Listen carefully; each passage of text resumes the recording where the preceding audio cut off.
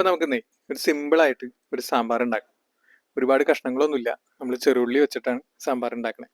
അപ്പോൾ അതിന് വേണ്ടിയിട്ട് പരിപ്പ് നല്ലോണം കഴുകി വാരിയ ശേഷം കുക്കറിലേക്ക് ഇട്ട് കൊടുത്തിട്ട് ഒരു 1.5 കപ്പ് വെള്ളം കൂടി ഒഴിച്ച് നമുക്ക് ഒരു 2 വിസിൽ വരുന്നവരെ വേവിച്ചെടുക്കാം.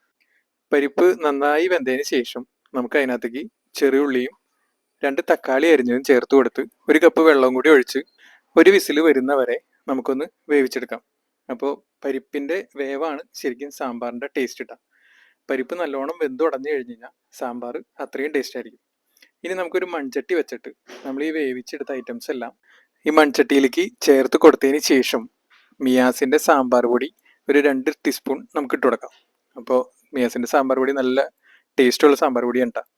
അപ്പോൾ അത് ഇട്ട് കൊടുത്ത് ഒന്ന് മിക്സ് ചെയ്തതിന് ശേഷം ആവശ്യത്തിന് ഉപ്പും ഇട്ട് കുറച്ച് കറിവേപ്പിലയും ചേർത്ത് കൊടുത്ത് നമുക്ക് ഒന്ന് വേവിച്ചെടുക്കാം. അതിനുശേഷം ഇതിനകത്തേക്ക് വാളംപുളി പിഴിഞ്ഞത് നമുക്ക് ചേർത്ത് കൊടുക്കാം.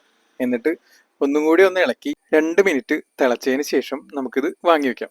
ഇനി വേറൊരു പാത്രം വെച്ച് അതിനകത്തേക്ക് വെളിച്ചെണ്ണ ഒഴിച്ച് ചൂടായി കഴിയുമ്പോൾ കടുക് പൊട്ടിച്ച് അതിലേക്ക് കൊല്ലമുളകും വേപ്പിലയും ചേർത്ത് ഒന്ന് പൊട്ടിച്ചെടുത്തതിന് ശേഷം നമുക്ക് സാമ്പാറിലേക്ക് താളിച്ചൊഴിക്കാം. അപ്പോൾ നമ്മുടെ സിമ്പിളായിട്ടുള്ള സാമ്പാർ റെഡി ആയിട്ടുണ്ട്. ഇനി നമുക്ക് ദോശയുടെ കൂടെ സാമ്പാർ ഒഴിച്ച് എൻജോയ് ചെയ്യാം.